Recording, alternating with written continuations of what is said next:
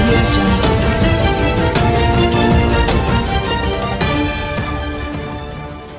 రైతు భరోసా యాత్ర చేపట్టిన సందర్భంలోనే పిసిసి అధ్యక్షులు ప్రజా చైతన్య యాత్రలో భాగంగా కార్యక్రమాన్ని తీసుకోవడం జరిగింది.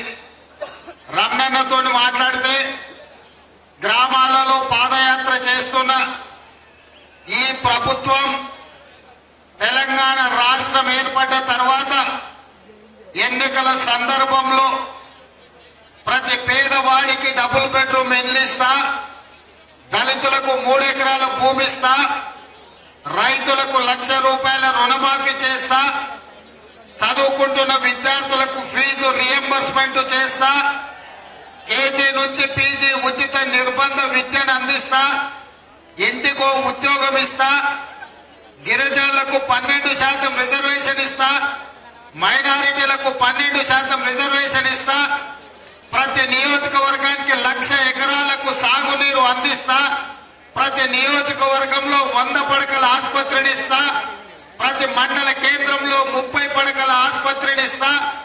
ఇలా చెప్పుకుంటూ పోతే ప్రతి మనిషికి ఏదో ఒక రకంగా ప్రభుత్వం సహాయం అందిస్తుంది.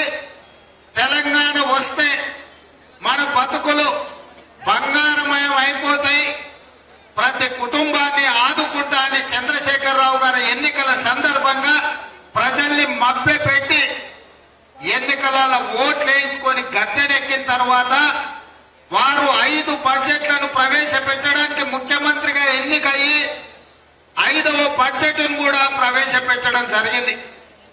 ఈ 5 బడ్జెట్లలో 6,75,000 కోట్ల రూపాయల బడ్జెట్ను ప్రవేశపెట్టి ఖర్చు పెట్టినప్పుడు మరి ఒక్కొక్క నియోజకవర్గానికి దాదాపుగా 5,500 కోట్ల రూపాయలు రావాలి.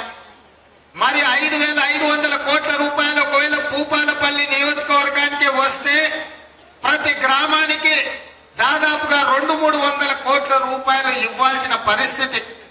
ఇవాళ నేను ఇక్కడున్న మొగుళ్లపల్లి మిత్రులను అందరిని అడుగుతున్నా, మీ గ్రామంలో ఎవరికైనా డబుల్ బెడ్రూమ్ ఇల్లు వచ్చిందా? దళితులకు 3 ఎకరాల భూమి వచ్చిందా? మీ ఇంట్లో పిల్లలకు ఎవరికైనా నౌకరు వచ్చిందా? మీ పిల్లలు చదువుకుంటున్న వాళ్ళకు ఫీజులు కట్టిండ్రా? మీ రైతు రుణమాఫీ ₹1,00,000 జరిగి పాస్ పుస్తకాలు మీకు వచ్చినాయా? మీరు పండించిన పంటకు గిట్టుబాటు ధర వచ్చిందా? గిరిజనులకు 12% రిజర్వేషన్ వచ్చిందా? మైనారిటీలకు రిజర్వేషన్లు ఏమైనా వచ్చినాయా? మరి ఏమీ రానప్పుడు ఈ 6,75,000 కోట్ల రూపాయలు ఎక్కడికి వెళ్ళినాయి? ఇవాళ గిట్టుబాటు ధర రాక రైతులు ఎందుకు ఆత్మహత్య చేసుకుంటున్నారు? గ్రామాన గూడాలను తండాలను అన్ని పర్యటించి ప్రతి గుండెను తట్టి ప్రతి పేదవాడిని కలిసి వాళ్ళ కష్టాలు తెలుసుకుందామని చెప్పి మా సోదరుడు రమణన్న బయలుదేరాడు. అయితే మొన్ననే శ్రీరామనవమి అయింది. శ్రీరామనవమి రోజు చెప్తారు, రాముడు తండ్రి ఆదేశాల మేరకు అడవికి వెళ్తుంటే రాముడితో పాటు కష్టాలలో తన సతీమణి తనతో పాటు ఉండడానికి రాముడితో అడవిలోకి వెళ్ళింది. ఇవాళ బంజారా హిల్స్ లో ఏసీ గదుల్లో సంతోషంగా కొడుకుతో, కోడలతో, అల్లుడితో, బిడ్డతో సంతోషంగా ఉండాల్సిన సందర్భంలో మా గండ్ర జ్యోతమ్మ రమణన్న వెనకాల గ్రామం తిరిగి రాములో రెమ్మడి సీతమ్మ ఎట్లయితే అడవులకు వెళ్ళిందో ఇవాళ భూపాలపల్లి నియోజకవర్గ ప్రజల కష్టాలు తెలుసుకోవడానికి రమణన్నతో పాటు జ్యోతమ్మ కూడా మీ దగ్గరకు వచ్చింది. ఇవాళ జ్యోతమ్మ వచ్చింది కానీ రమణన్న వచ్చింది కానీ మీ దగ్గరికి ఇప్పటికిప్పుడు ఓట్లు అడగడానికి రాలే. ఇప్పుడు ఎన్నికలు రాలే కానీ ప్రజలు మభ్యపెట్టి మోసం చేసిన కేసీఆర్ యొక్క బతుకు బండారాన్ని బయట పెట్టి ఆత్మహత్యలు చేసుకుంటున్న రైతులకు ఆత్మస్థైర్యాన్ని ఇచ్చి మీరు ఆత్మహత్యలు చేసుకోకండి, ఆత్మహత్యలు చేసుకుంటే మన కుటుంబాలు అనాథలైతే తప్ప కల్వకుంట్ల చంద్రశేఖరరావు గారి మనసు కరగదు,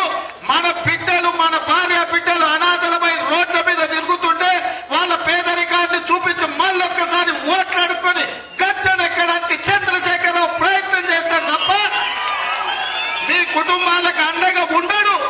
మనం పోరాటం చేద్దాం, ఈ ప్రభుత్వం మెడలు వంచుదాం, పండించిన పంటకు గిట్టుబాటు ధర తెచ్చుకుందాం.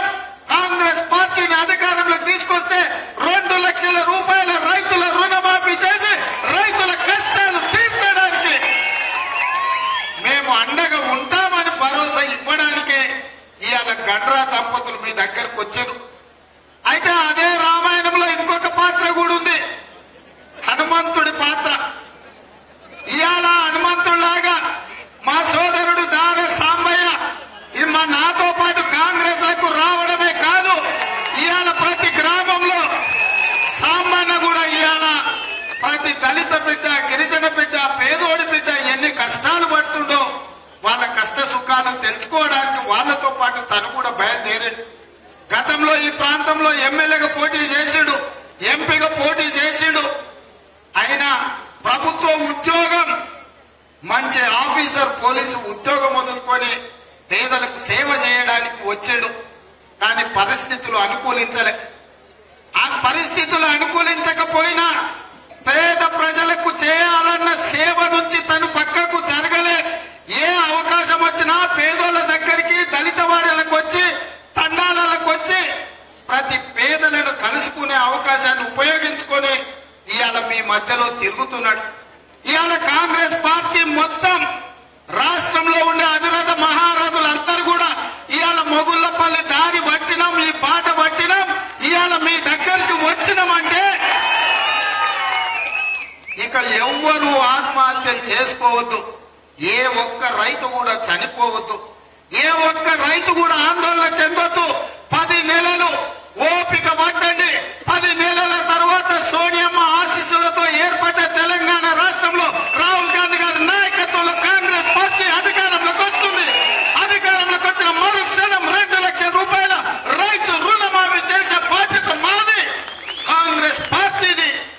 ఆత్మహత్యలు చేసుకుంటున్న రైతాంగ కుటుంబాలను ఆదుకునే బాధ్యత మాది అని చెప్పి సోనియమ్మ సైనికుడుగా మన కెప్టెన్ ఉత్తమ్ కుమార్ రెడ్డి గారు ఈ గ్రామానికి మొగుళ్ళపల్లికి రావడం జరిగింది.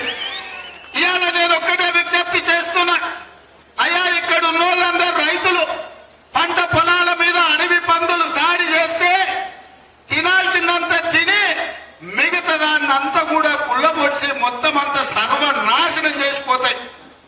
ఇవాళ మీరు మధుసూదనాచారిని తెచ్చుకున్నారు.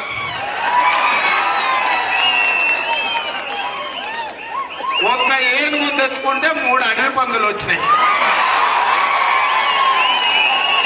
ఈ 3 అడవి పందులకు తలా 2 మండలాలు. ఇది న్యాయమానా? ఇది న్యాయమా?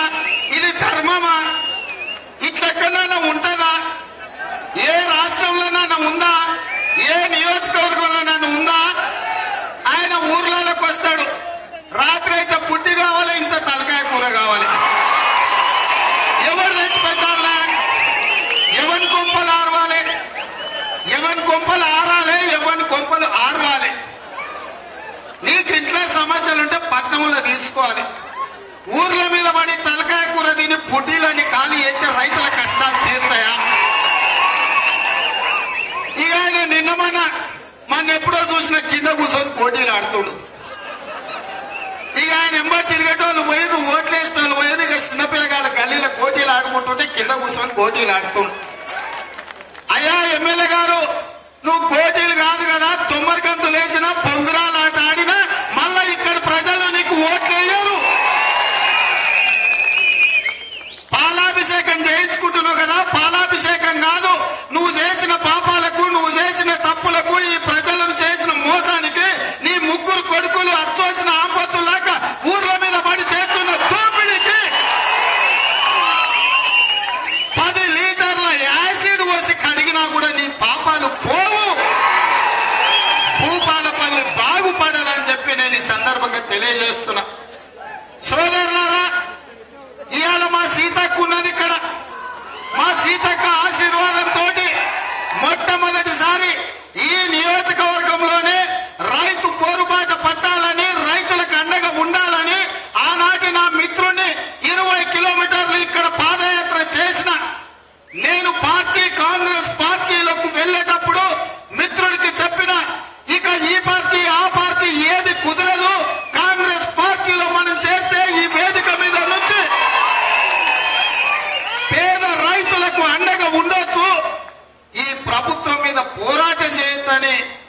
మిత్రుడికి నేను విజ్ఞప్తి చేసిన, మిత్రుడు ఎవరో మీకు అందరికి బాగా తెలుసు, కానీ మంచోని మాటలు పెద్దగా చెవులకు ఎక్కవు కదా. గొర్రె కషాయాన్ని నమ్ముతుంది కదా, గొర్రె కషాయం. ఏంటండి వీడియో నచ్చిందా? అయితే ఓ లైక్ వేసుకోండి, లేదంటే ఓ కామెంట్ చేయండి. ఎప్పటికప్పుడు మా వీడియోస్ చూడాలంటే సబ్స్క్రైబ్ చేసుకోండి.